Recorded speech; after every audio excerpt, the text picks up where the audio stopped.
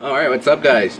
I promised you a review on the 680i from XFX. Now, this is the LT edition, which means it only has 2 PCI Express slots, and you know, it's pretty much the lighter version of the 680i, you know.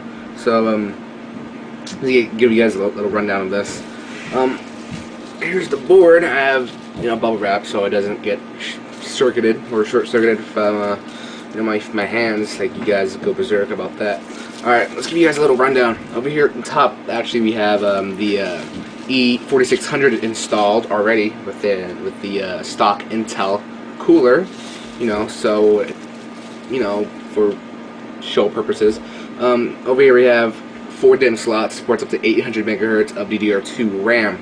Now, I did manage to overclock my RAM to 900 megahertz on this motherboard, but it was pretty much unstable for most of the time, you know, bleachings and deaths and whatnot. Up here we have a simple Northbridge fan.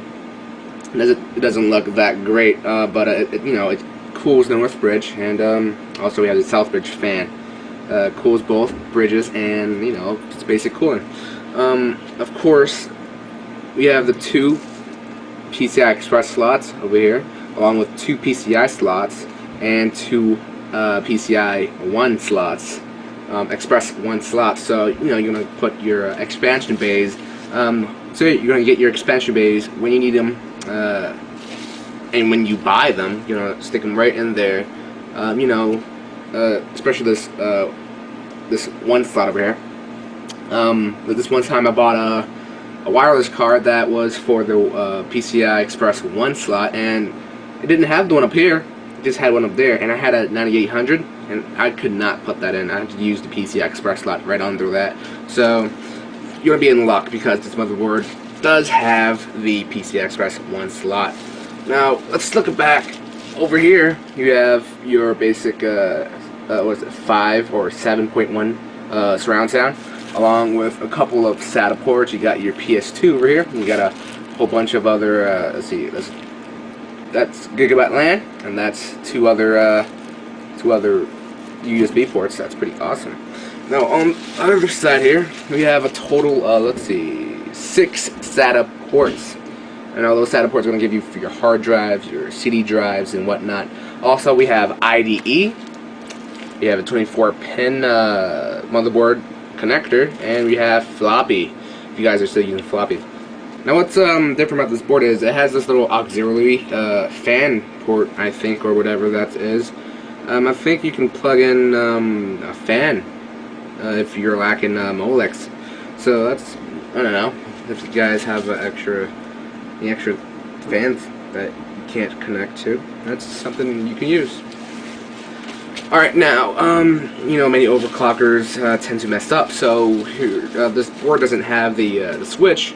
But what you can do is just, you know, see the silver battery right there, just slip it right off, and wait a couple minutes, and you can reset your CMOS from there. So far this board hasn't given any problems, but it's not the greatest overclocking board. It's not the greatest stable board. It's great for LAN parties. It's great if you know, you're a casual gamer.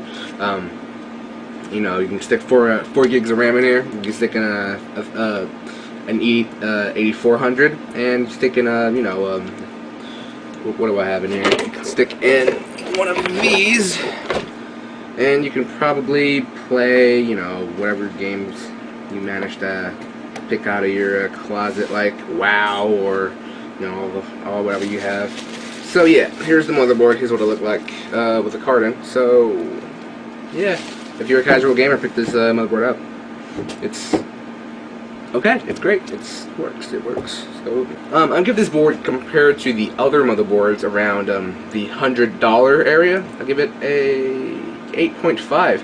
You know, it's great. It works. It has everything you need, and plus you can go SLI if you want to. But remember, the PCI Express slots are 1.0, so you might get a little bottleneck if you have a 2.0 card. So yeah, that's pretty much it. This is me, Rice, with the XFX 680i LT motherboard review.